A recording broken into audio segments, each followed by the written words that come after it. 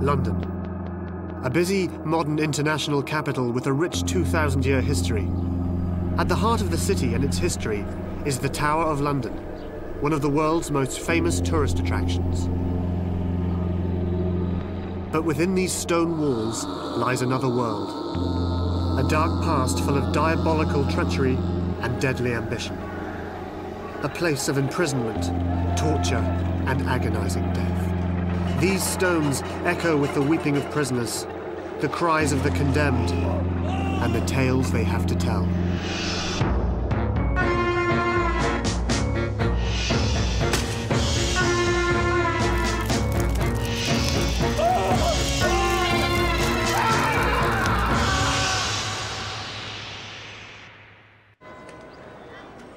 Built by Norman conquerors, the Tower of London was the source of power over England. Across 1,000 years, the fortress has been the home of kings and queens, a vault for their treasure and a prison for their foes. The battle over the tower and the control it symbolized claimed many victims.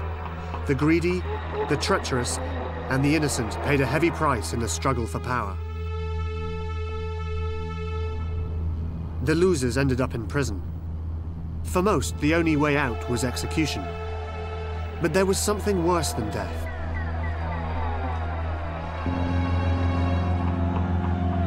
The excruciating pain of torture.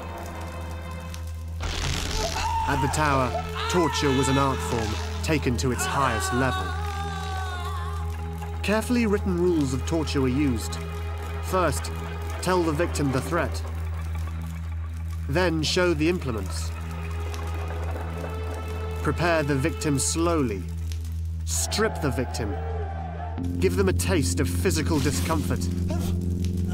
Then take them to the tools of the torturer. Then, finally, inflict unimaginable pain.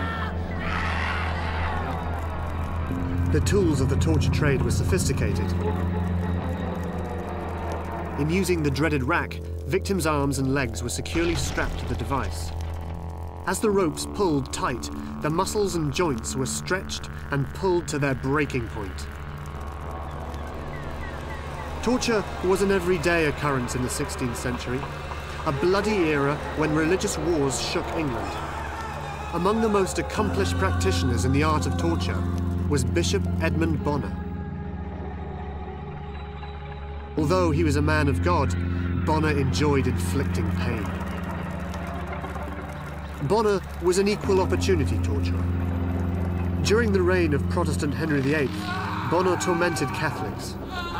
When Henry's Catholic daughter, Mary Tudor, came to power, Bonner switched sides and tortured Protestants. Because his victims felt he was doing Satan's work, he earned the nickname the Devil's Dancing Bear.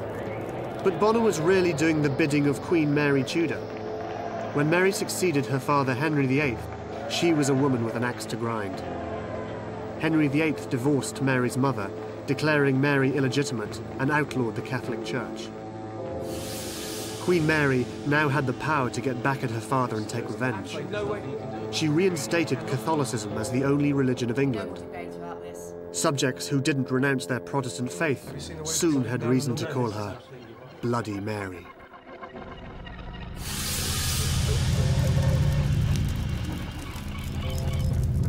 If Protestants refused to become Catholics, they would be tortured. If they still refused, they would be burnt at the stake as heretics. It was a medieval inquisition. And Bishop Bonner, the Devil's Dancing Bear, was Bloody Mary's enforcer. Hiding behind religious vestments, the burly former lawyer fulfilled his dark purpose. When Mary appointed him Bishop of London in 1553, Bonner set up headquarters in the Tower of London and eagerly executed his work as heretic hunter. The Devil's Dancing Bear carried out the wishes of his royal mistress with a horrifying attention to detail.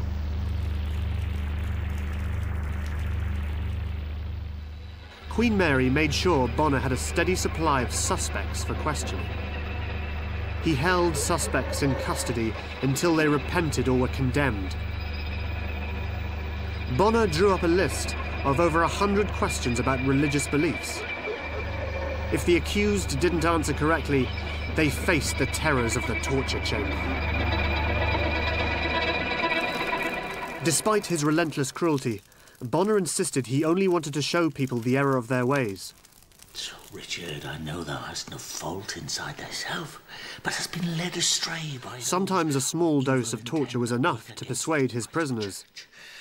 Just holding a victim's hand over a lighted candle until the flesh blistered off frequently resulted in a quick submission. In the fires that burn. Other times, more elaborate methods were required. There were red-hot irons and thumbscrews, bilboes to crush the ankles, and the brakes to snap off teeth. But the most popular instrument of torture was always the rack. Bonner's evil knew no bounds. He personally supervised every detail of every case, from the first examination to the horrible execution. Eventually, nearly everyone broke under Bonner's relentless torment. If they were shown to be enemies of the Catholic Church, they were condemned to burn at the stake. In his first 2 years in office, Bonner sentenced 89 men and women to be burnt alive for their religious beliefs. By the beginning of 1555, there were probably no more than 200 active Protestants remaining in London. But this was 200 too many to satisfy the bloodthirsty Queen. She scolded Bonner, sending him a letter complaining he was not working fast enough to root out heretics. Eager to please his employer, Bonner redoubled his efforts. He sent out spies and finally discovered a group of Protestants who were meeting in secret. Their deacon was almost immediately arrested. One of the parishioners, Cuthbert Simpson by name, consoled the gathering, but he was himself then arrested on charges of attending church services in English rather than Latin, a charge punishable by death. Simpson was taken to the Tower to be tortured. But the Protestant deacon would prove to be a challenge for the sadistic Devil's Dancing Bear. Simpson's diary describes what happened next. The following Thursday, I was commanded to give the names of those who came to the English service. I answered that I would declare nothing. In consequence of my refusal, I was set upon the rack.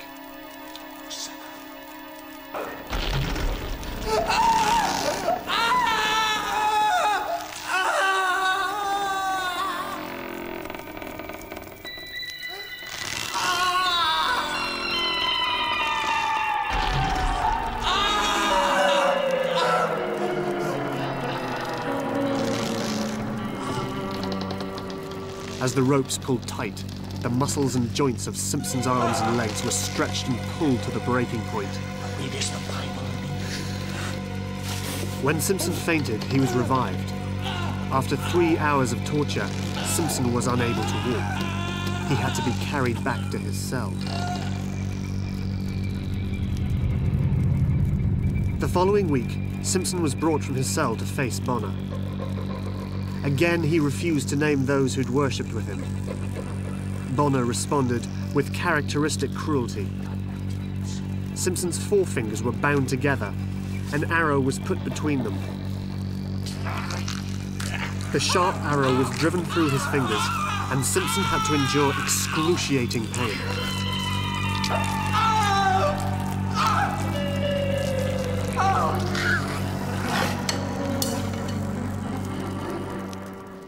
Relentlessly determined to break the religious man, Bonner forced Simpson into the rack twice more.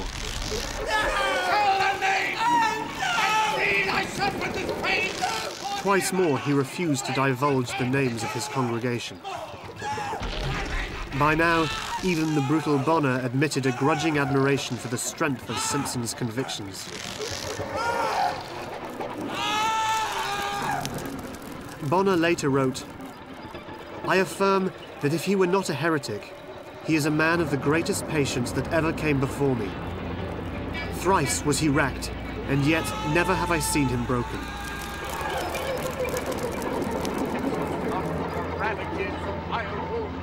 Bonner admired Deacon Simpson's bravery, but mere strength of character alone wasn't enough to save Simpson from a grisly fate. So the sinner has one more chance to save his mighty soul. Recant now, though it be too late to save the body. Save thy almighty soul. Recant now. Never! Then God have mercy on thee. Burn him! Bonner had Simpson tied to the stake and burnt alive on March the 28th, 1558.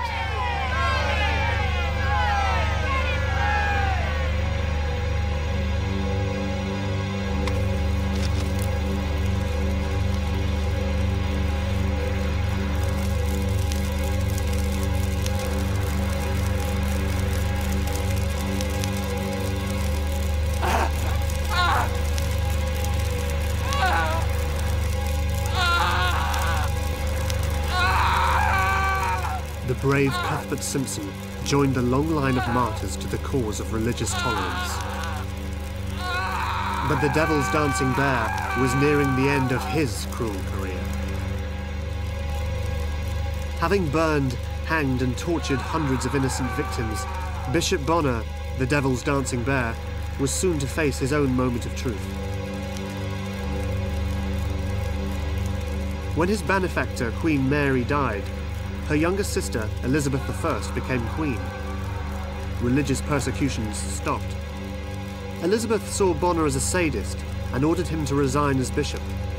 When he arrogantly refused, Bonner was arrested and sentenced to life imprisonment in the Tower. Now the once feared torturer of the Tower was a prisoner himself. He sat in the same dark cell where his victims had waited for their appointment with pain and death. For 9 years, Bonner could contemplate the 450 people he tortured and killed in the name of God. Soon Bonner's time of reckoning came. Surrounded by squalor and filth, the Devil's Dancing Bear died in 1569. In death, he joined his victims at a court far more just than his own. Discover the past with exclusive history documentaries and ad-free podcasts presented by world-renowned historians, all from History Hit. Watch them on your smart TV or on the go with your mobile device. Download the app now to explore everything, from the wonders of ancient Pompeii and the mystery of the princes in the Tower to the life of Anne Boleyn and D-Day. Sign up via the link in the description. The Devil's Dancing Bear was only one of a long line of torturers, executioners and murderers who stalked the halls in the Tower of London. For the best part of 1,000 years, the walls of the Tower have been stained with the blood of those who tried and failed to grab control of England. Of the 20 kings who first ruled from the Tower of London, 6 were murdered by their rivals for the crown, and 2 more died in battle. This was no surprise, for the Tower's dark legacy began at its construction. Even as it was being built, its foundations were soaked in sweat, tears, and blood. The Tower was a visible symbol of an era of slaughter. Victorious Normans launched a reign of terror to solidify their invasion of England. The construction of a massive fortress was a concrete sign of repression. When the Norman King William the Conqueror won the Battle of Hastings in 1066, he took control of London and the south of England. But keeping control was entirely another matter. William launched a series of vicious campaigns to crush rebellion and insurrection. Throughout the vanquished country, William built fortresses to oppress and dominate the population.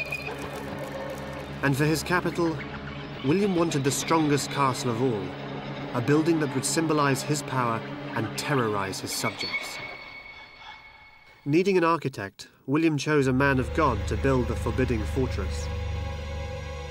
Brother Gundulf was a monk and an architect considered without equal. All his work had been dedicated to the construction of churches and cathedrals, but the ambitious Gundulf dreamed of bigger and better religious buildings. William offered to make Gundulf a bishop with the chance to design a new cathedral. But there was one catch.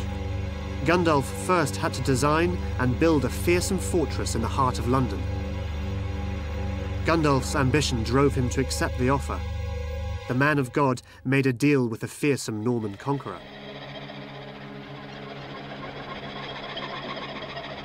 Despite his misgivings, Gundulf designed a masterful new fortress. Condensed into a single great tower, the castle would dominate London and guard the River Thames. A perfectionist, he insisted on the best materials.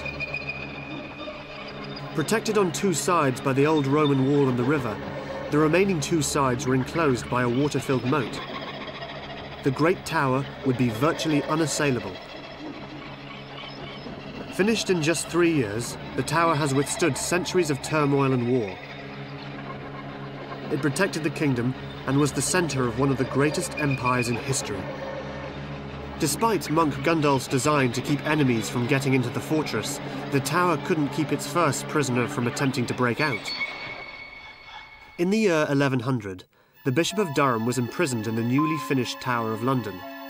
The bishop, a tax collector in addition to his religious duties, was a corrupt public official hated by Londoners. To placate the taxpayer, the king jailed the bishop on charges of extortion and bribery. A rich man, the bishop served easy time, even though he was closely guarded by Norman knights. The bishop was allowed to keep sacks of gold for expenses and have his servants bring in food and wine. Fond of food and drink, the heavy-set bishop hosted lavish dinners in the tower's banquet hall. They often turned into drunken revels. But the bishop tired of his gilded cage and plotted a cunning escape with the help of his servant. The bishop announced a special feast and ordered that casks of wine be delivered. Brought in under the nose of jail guards, one of the wine casks had a length of rope hidden inside. The bishop invited the tower guards to the banquet. He made sure the guards had as much wine as they wanted. But the bishop remained strangely sober. He waited until the guards nodded off in drunken stupors. Grabbing his sacks of gold and retrieving the rope from the wine cask, the bishop made his way to the tower wall. Securing the rope, the bishop climbed over and started sliding down. The fat bishop had the added weight of his gold, and it looked as if the rope might break, but the rope held, and he continued his slide down towards freedom. Reaching to the end of the rope, the bishop discovered it wasn't long enough. He was left dangling above a dark abyss below. The helpless bishop was too fat and loaded down to make it back up the rope. The only choice was to let go. He held onto his sacks of gold and fell the rest of the way. He crashed to the ground without injury. Gathering up his coins, the bishop hustled to a boat and made it safely to the sanctuary of the French coast. The bishop became the first prisoner to escape from the fortress. The lucky few who escaped from the grasp of the tower were rare exceptions. Once inside the stone walls, most victims were trapped. Even an innocent teenage girl met tragedy in the tower. The girl was plucked from an ordinary life and within weeks found herself the Queen of England. But she was caught in a web of intrigue that turned into a nightmare. Jane Grey was just 15 years old when she was snatched from an idyllic childhood as a daughter of the aristocracy. She landed in a nightmare where everyone, even her parents, abandoned her. Trapped in a paranoid web of intrigue, Jane's nightmare was real.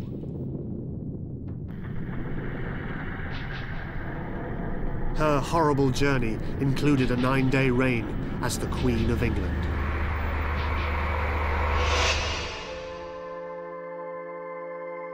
Jane's cousin was 15-year-old King Edward. When he took to the throne in 1547, he was weak and sickly. 4 years later, the child king was near death. Because of the king's youth and illness, a group of nobles known as the Royal Council ran the kingdom. And the council was run by the ambitious Duke of Northumberland. Northumberland's power was threatened because if the king died, the throne would revert to the king's eldest sister, Mary. Northumberland had to come up with a scheme so he could continue to rule. Northumberland hatched a risky plot. He would arrange a marriage between his own teenage son, Guildford, and the king's cousin, Jane Grey. Then Northumberland would persuade the dying king to name Jane as his heir. When Jane became queen, Northumberland's son would be crowned king. Northumberland would then rule the country.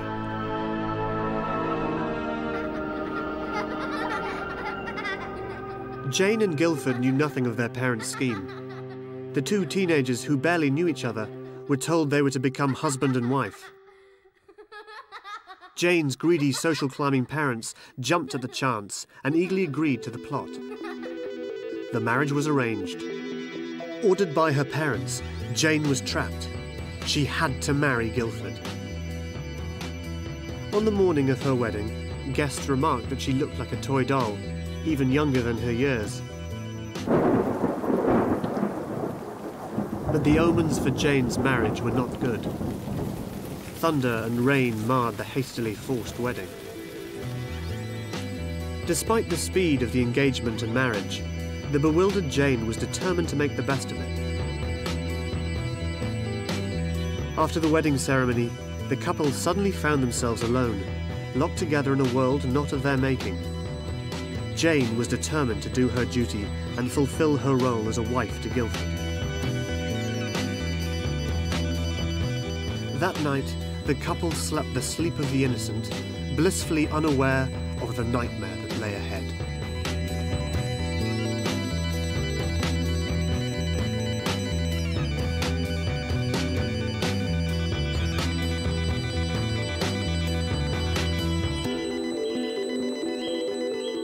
For the first few weeks of their forced marriage, the teenagers got to know each other.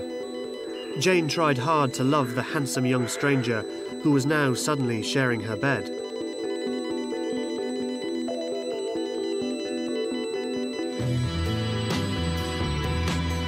But less than 6 weeks after the wedding, Jane received startling news. A lady-in-waiting came to her bedchamber with the news that her cousin, the boy King Edward, was severely ill. She was to go at once to her father-in-law Northumberland's estate.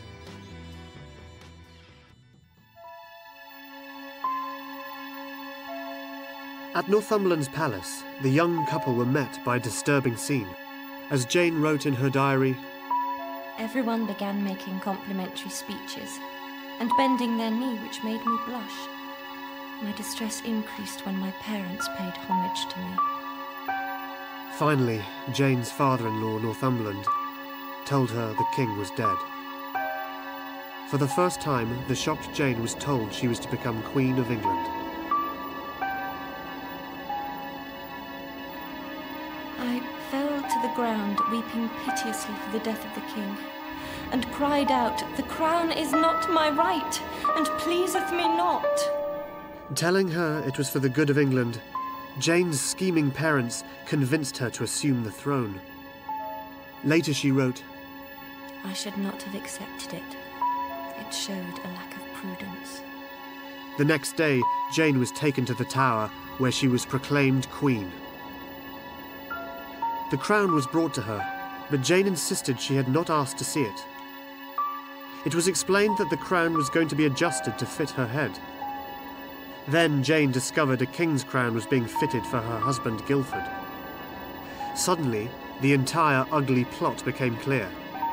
She was not to be the real heir to the throne. Her scheming father-in-law Northumberland was using her to have his son Guildford become king. They were pawns in the struggle for power. Jane was furious. She told the councillors they had betrayed her. She couldn't trust her parents. She was alone. I told them I will never, never allow Guildford to become king.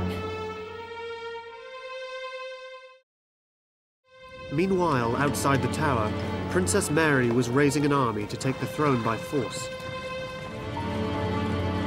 A civil war over the crown erupted. Jane was to remain in the Tower until Mary was captured. Although she didn't know it at the time, the 15-year-old would never set foot outside the fortress walls again.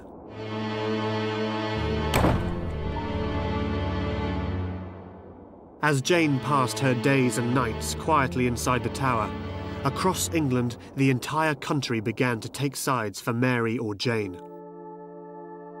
The stakes were high, and the price of failure was death. Jane was now in the eye of the storm.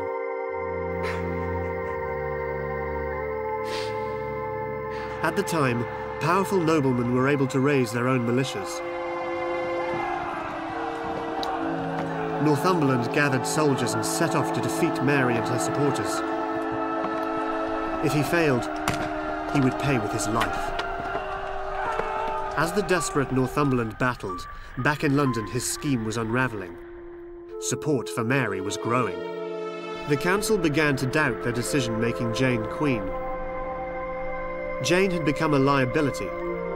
In a desperate attempt to save themselves, the council switched their support to Mary Tudor as the rightful monarch. They declared Northumberland a traitor and Jane a usurper. Jane's time as queen was up. Word was sent to Jane's father that his daughter must give up the crown, which only 10 days earlier she had tried so hard to refuse. On hearing the news, Jane said to her father, "I much more willingly take it off than I put it on. Please, may we go home now?" Her father didn't answer. Northumberland was defeated by Mary's army and taken prisoner. Jane's parents fled the tower, leaving their daughter behind. Jane was arrested for treason. She was left in the tower as a prisoner, along with her teenage husband, Guildford.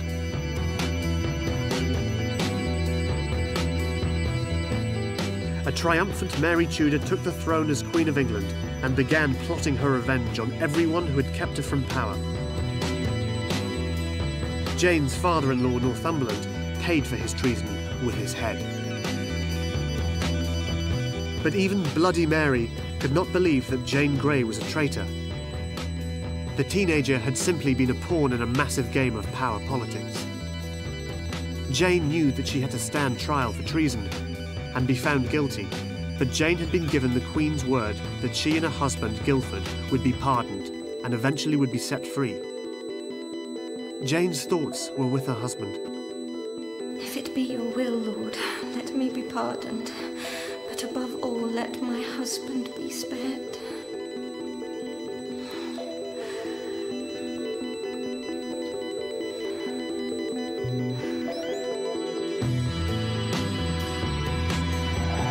Everything might have gone according to plan if Jane's father had not foolishly raised an army to return his daughter to the throne. Jane's father and his army seized the south bank of the River Thames. He demanded the tower, his daughter, and the new Queen Mary be surrendered to him. When Queen Mary refused, Jane's father bombarded the tower with his own daughter in it. He was endangering his daughter's life as well as that of the Queen. The innocent teenager had to die to end the plots against the new Queen. Mary signed death warrants for Jane and Guildford. Jane's fate was sealed. She had a chance to see her doomed, beloved husband Guildford. Unable to face the pain, she refused to meet him. To meet him would weaken our resolve to meet our deaths. We must postpone our meeting until we meet in a better world where our happiness will be eternal. From her cell, the teenager watched her young husband led to the scaffold. She remained at the window until his headless body was carried back. For the first time, she broke down and wept, muttering Guildford's name over and over.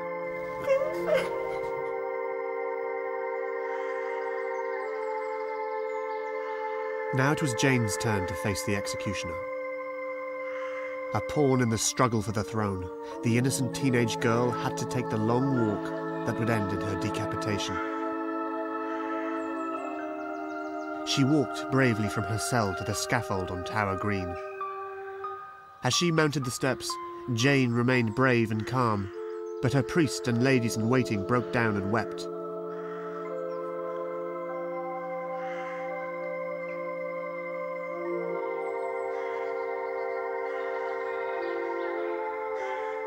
When Jane knelt down and tied a handkerchief around her eyes, she reached for the block, but it was beyond her reach.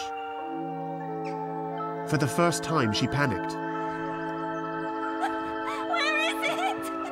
Where is it? I don't know what to do. Oh, dear God. Everyone on the platform froze in horror. Finally, someone in the crowd mounted the steps and placed the terrified girl's hands on the block.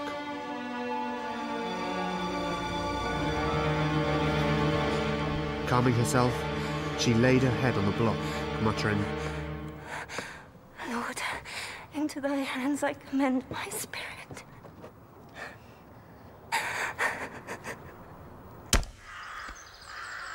"15-year-old Jane Grey had been queen for only 9 days. She was executed on February the 13th, 1558.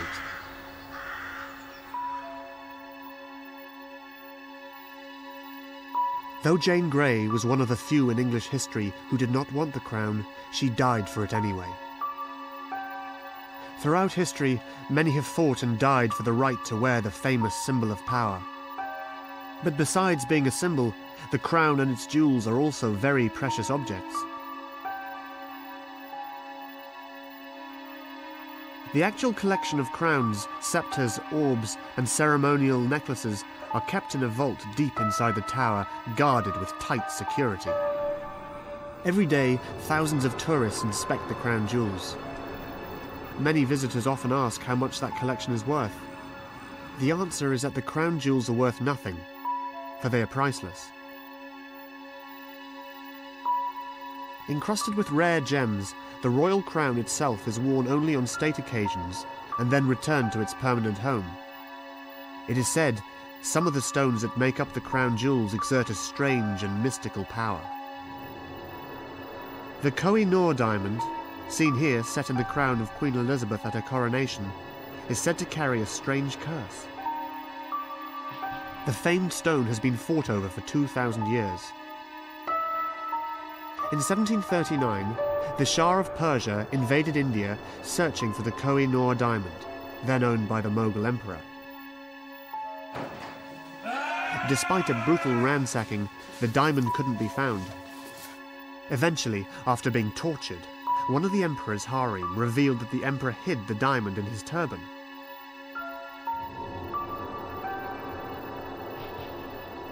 The Shah invited the emperor to a feast and suggested they cement a peace by exchanging turbans.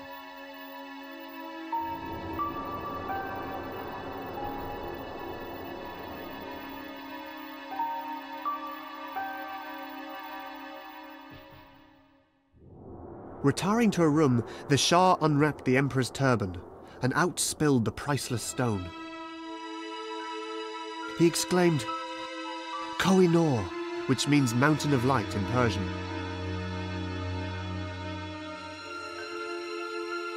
The huge diamond came to Britain in 1850 during British rule of India. It was presented to Queen Victoria, who had the stone recut and placed in the new crown. But no male member of the royal family has ever worn it, because legend states that men who possess it will suffer misfortune, while women who own the diamond will rule the world.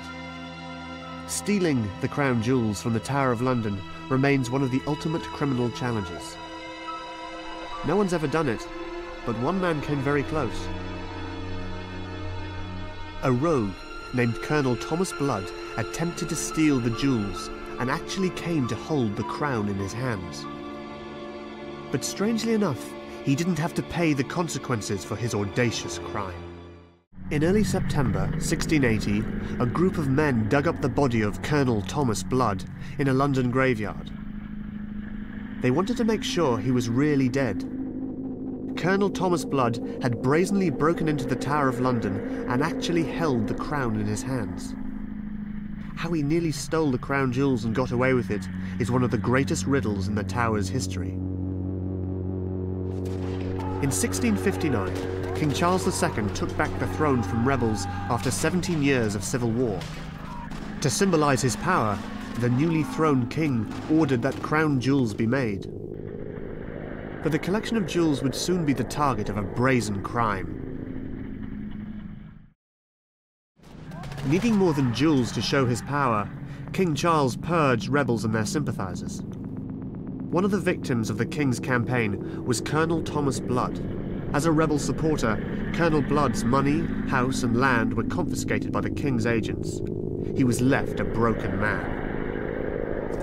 Bitter, looking for revenge, out to regain his fortune, Colonel Blood planned attacks on the king's supporters. The colonel was prone to outlandish schemes that always seemed to be jinxed. But in lucky twists of fate, he always managed to survive. He organised an attack on Dublin Castle, hoping to take the king's representative prisoner and hold him for ransom. Days before the plot was put into action, the entire affair unravelled. Dozens of conspirators were arrested, tried and executed. But despite a large reward for his capture, the clever Colonel Blood was able to get away. Colonel Blood escaped to England under an assumed name. With several failed schemes behind him, the hapless Colonel Blood was broke and desperate. Finally, he hatched a plot as bizarre as it was elaborate. Colonel Blood proposed to steal King Charles's new crown jewels. Colonel Blood learned that the jewels were kept in the lower dungeon of the Jewel House. They were guarded by a retired military officer named Talbot Edwards. Edwards was the master of the jewels and guided visitors who wanted to see the collection. Edwards and his family lived in an apartment above the royal vaults. Launching his scheme, Colonel Blood disguised himself as a reverend and enlisted a female accomplice who pretended to be his wife. Together they visited the tower under the pretext of viewing the crown jewels. Once the pair were at the tower, the gullible Talbot Edwards welcomed them and led them through the vaults to the precious gems.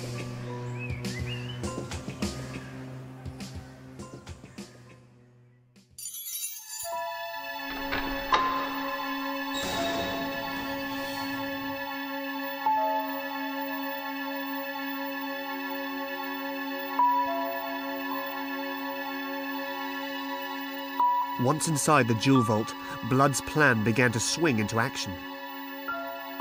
His accomplice faked illness, and when his so-called wife pretended to faint, Blood suggested that she be taken somewhere more comfortable to recover.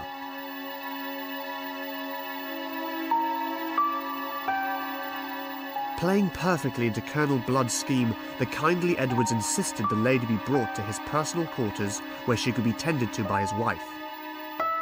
Several days later, Colonel Blood returned with gifts for Mrs. Edwards as repayment for her kindness.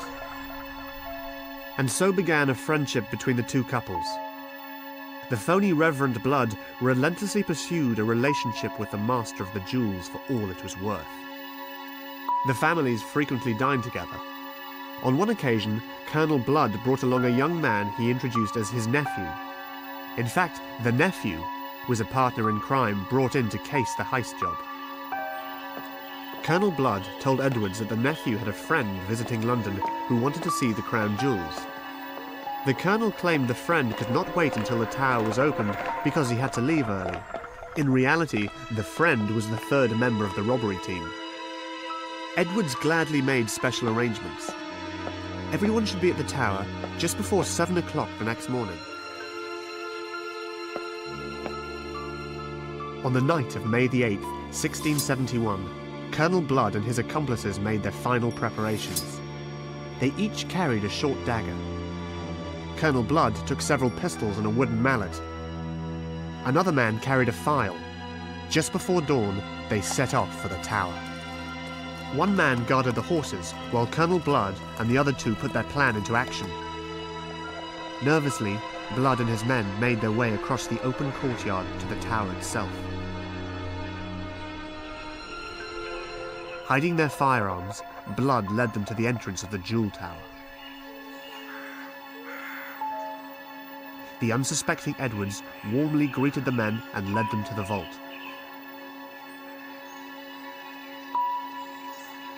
The would-be robbers were now within yards of the biggest and most valuable haul in the world.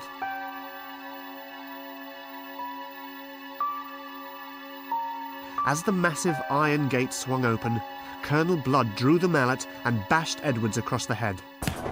The master of the jewels fell screaming and struggling. In the scuffle, one of the thieves stabbed Edwards while the others rushed into the vault.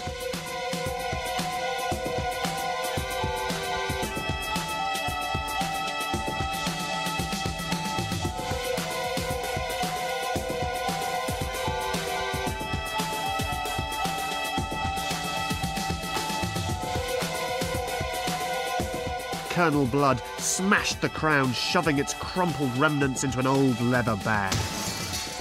Everything was going according to plan. Nothing but an easy escape stood between Colonel Blood and unimaginable riches. But Colonel Blood's jinx struck again. The thieves ran into Edwards' son, who unexpectedly stepped into the middle of the heist. With young Edwards and a tower guard in hot pursuit, the thieves scrambled away and into the winding maze of the tower.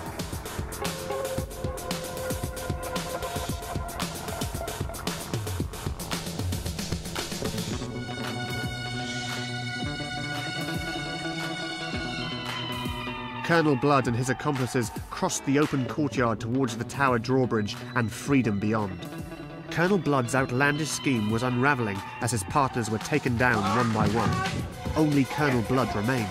Colonel Blood was blocked by yet another warden. In a last-ditch attempt to escape, Colonel Blood drew a pistol. As the gun went off, the warden ducked and wrestled Colonel Blood to the ground. Another of Colonel Blood's outlandish schemes had failed again. He was dragged back into the tower where he would wait in his cell to face a trial for treason. It looked like Colonel Blood's luck for avoiding the law had finally run out. By the end of the day, news of Colonel Blood's astonishing plot and the damage to the crown jewels reached King Charles. But the king had an odd reaction. He was curious rather than outraged about this strange criminal who had more bravery than brains. 4 days later, the king confronted the man who almost stole the treasure. No one knows what words passed between the King of England and the common thief.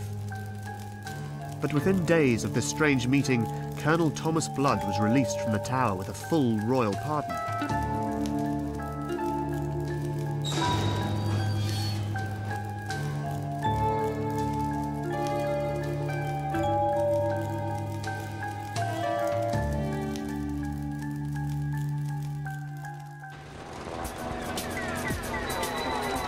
Even more amazingly, Colonel Blood was granted a lordly pension of £500 a year for life. He had wriggled out of trouble once again. Though Colonel Blood may have amused King Charles, no one else trusted him. Rumours had it that he became a spy for the king, or perhaps had duped the king, or maybe he was just a charming con man. History will never know the answer.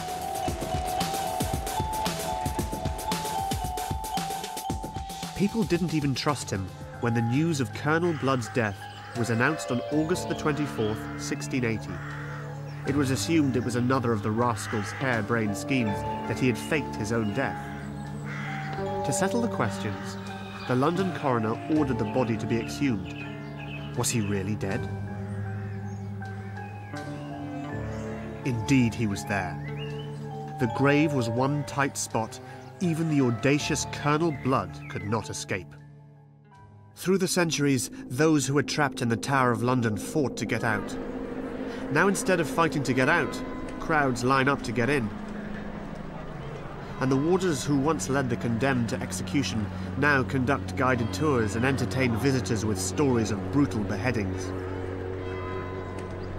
The walls of the tower have withstood 1,000 years of deadly plots, fierce power struggles, and attempted invasions. The tower stands as a fearsome symbol of royal might and a reminder of the tragic fate that befell those who attempted to challenge the kingdom. Now, Only the ravens that live at the tower are confined within these ancient walls. Legend has it that if the birds depart, the tower and the kingdom will fall. So their wings are clipped to keep them lifelong prisoners of the Tower of London.